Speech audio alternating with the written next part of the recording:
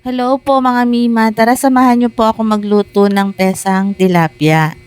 At narito nga po ang aking mga sangkap sa gagawin kong pesang tilapia. Meron po akong tilapia, pechay, at meron po akong kaprasong repolyo na nakuha ko po sa rep. Isasama ko na rin po kasi sayang lang, mabubulok lang naman. At meron nga po akong luya, sibuyas, at sili. Ayan na nga po, ay isinalang ko na po sa isang kaldero.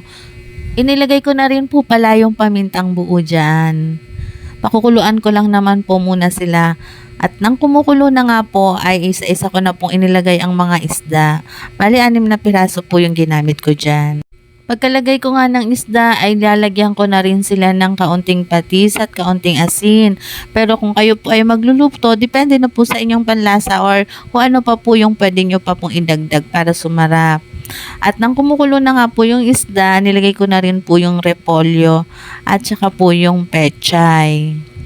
Nilagyan ko rin po pala ng 2 pirasong sili at pakukuluan ko ulit dyan ng saglit na lang. At ayan nga po, kulong-kulo na ang aking pesang tilapia. At napakasarap na nga pong humigop ng sabaw. Yun lang po. Thanks for watching.